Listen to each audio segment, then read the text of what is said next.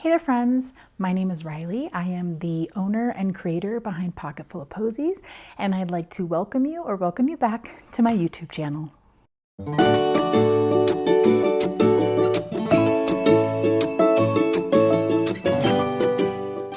In today's video, I'm really excited to share some updates with you about what's going on with my crochet business. There have been some small changes, which although I was a little bit sad about at first, I realized it's okay, not everything's a perfect fit for everybody. Before we get started today, I just wanted to remind you that if you are interested in this kind of content, if my channel seems like something you'd be interested in seeing more of, please make sure you subscribe so I can help grow my channel.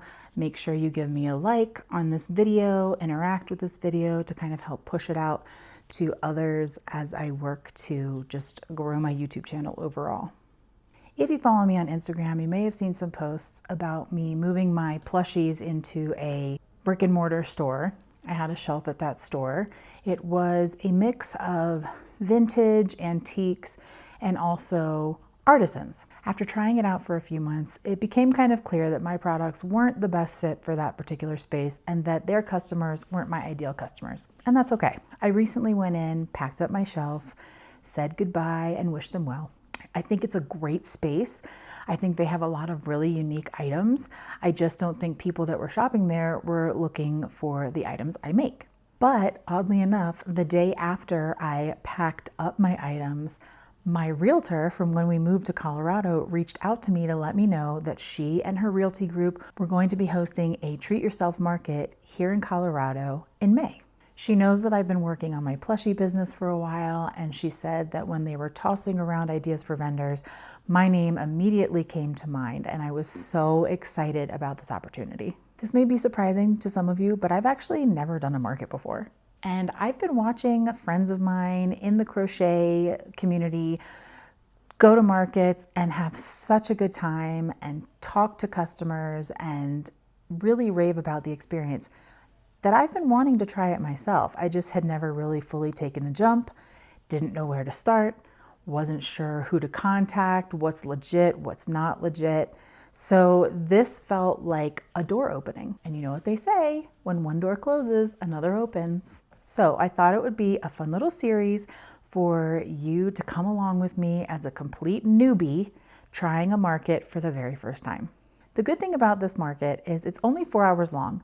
So there's not a lot of stress to make a ton of items because I don't think I'm gonna need that much for a 4-hour period. It's not like it's multiple days, it's not even a full day, and I think a lot of the inventory I already have is probably plenty.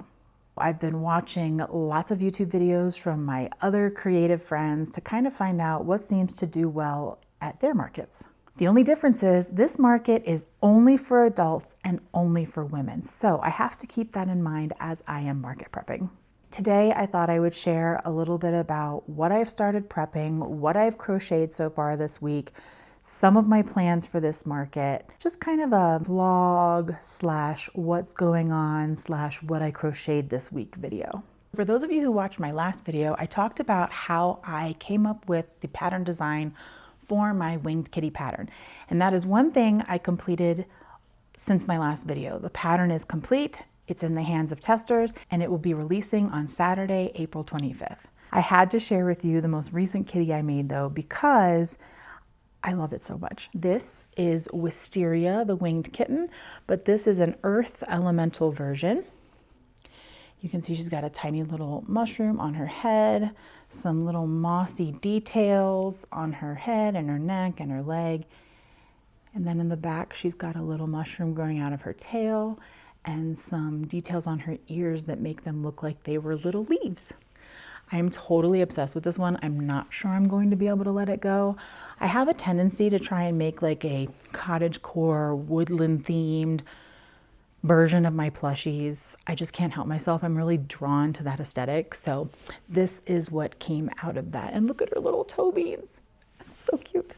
Another pattern I decided to give a try that was recommended to me by my friend Allie of Allie Mackenzie Crafts is this adorable No Sew Kitten. This pattern was designed by Big Babies. I will link it down below in the description, but I really love how they turned out. I think it's a cute little twist on the very popular cat loaf patterns. I love the tail and the little ears and the face, and I actually think these will do really well because I feel like a lot of ladies love their cats, me included. Some other items I plan on bringing with me to the market are these adorable little No Sew Dittos. They are so cute. I don't know about you, but I am completely obsessed with Pokopia. I think I'm like 150 hours in the game, which probably isn't as much as some other people, but clearly it's got a chokehold on me. So I had to make this pattern by my friend Hege. I made it in purple, which is like classic Ditto, but another one of the testers made a shiny version in blue, so I decided to do that too, and that's how they turned out. I'm probably going to make a few more of these just because I really love them and my kids want some too. I do have one more make I want to share that I actually won't be bringing with me to my market because I'm keeping this one for myself, but since we were talking about Ditto, how cute is this pattern?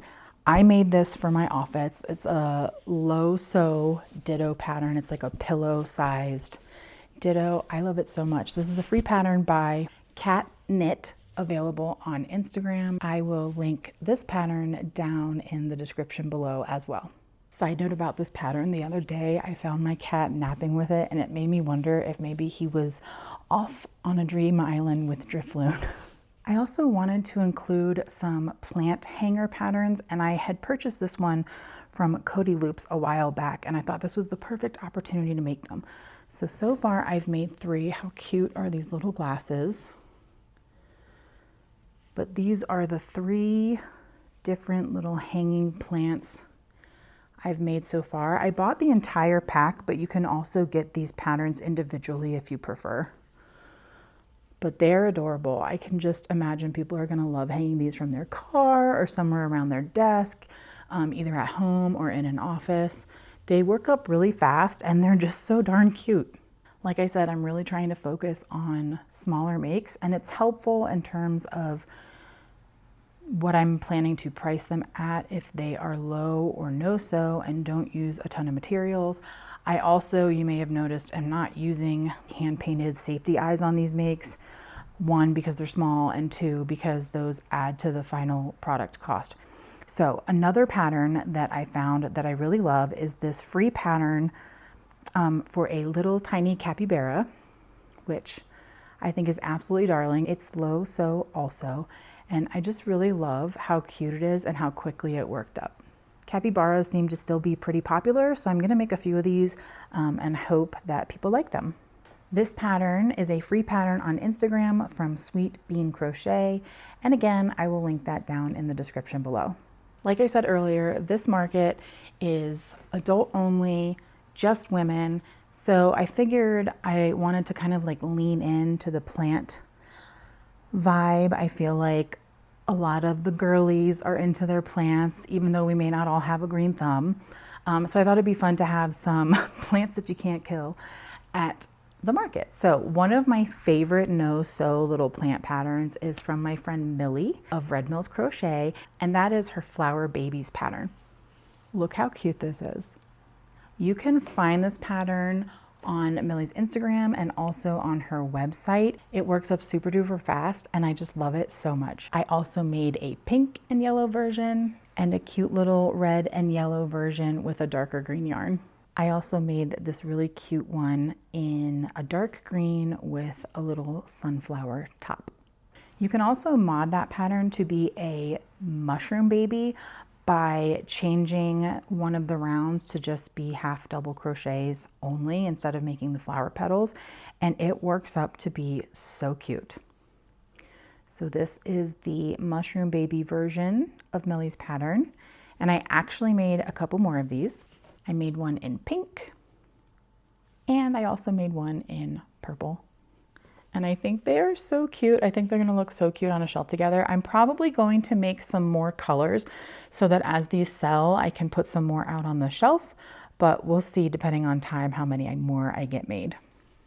My friend Jake from Critter Stitch Studios also really loves Mushroom's Flower Baby pattern. He said they do really well for him at his markets, which is part of the reason I made them. Jake also modded the pattern slightly to turn it into a Succulent baby, and I have to show you what it looks like. This is the Succulent baby version that Jake came up with. I don't have permission to share the mod, but I just think it's so cute. Maybe he'll share it on his Instagram if he gets permission from Millie.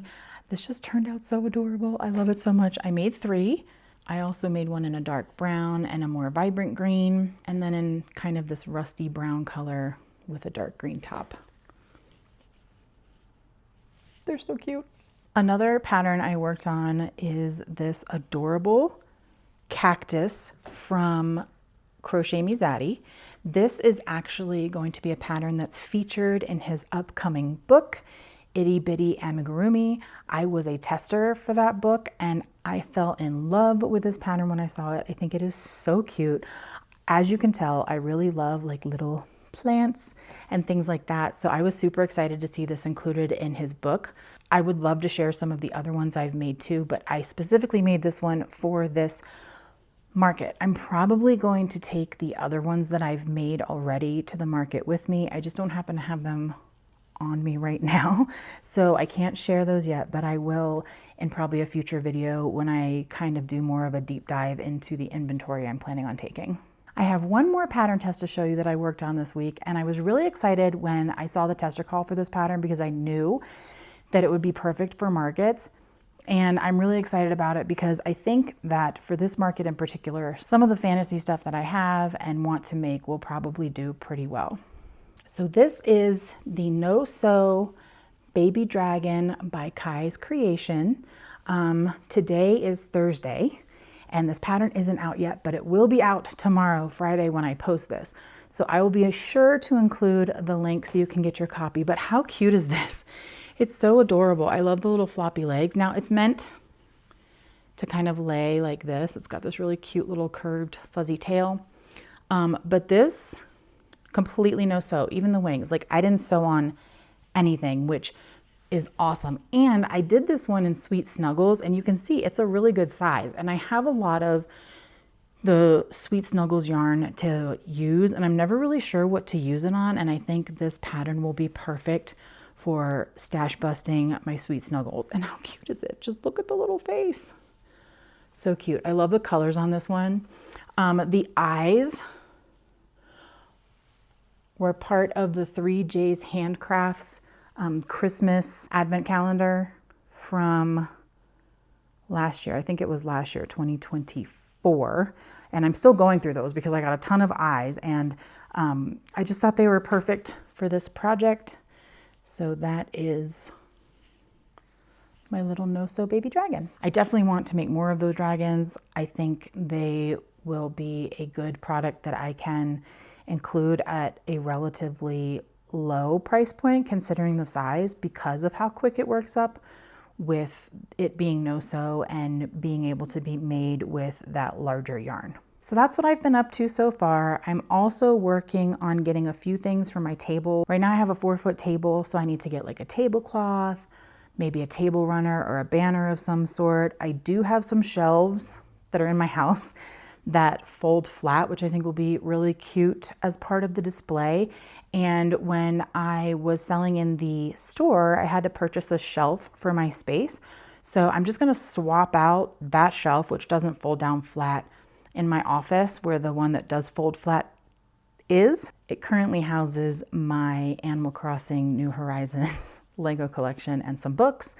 So I'm just gonna switch those out and keep that shelf specifically for markets because hopefully I really love it and hopefully there will be more in my future. I'm not planning on buying a ton of stuff for this market just in case it doesn't go well or maybe I figure out it's not for me. I will bring you along for this journey and kind of let you see the process of figuring it out behind the scenes as someone who's never done markets before. Hopefully that will be of interest to you. If you are someone who has done markets, I would love to hear some of your suggestions for patterns I might want to try out. So make sure you leave them in the comments down below. Specifically, if you have patterns that you think would do well with this particular demographic of customer, which is women aged 25 to about 50, let me know. I would love to hear your ideas. That's all from me today, friends. I'm hoping to get another video out next week as I continue to prep for this market. I want to show you some of the things that I've ordered. Hopefully they'll be in by then, and talk maybe a little bit about what my plans are and some of the larger plushies I plan on bringing with me. See you next time.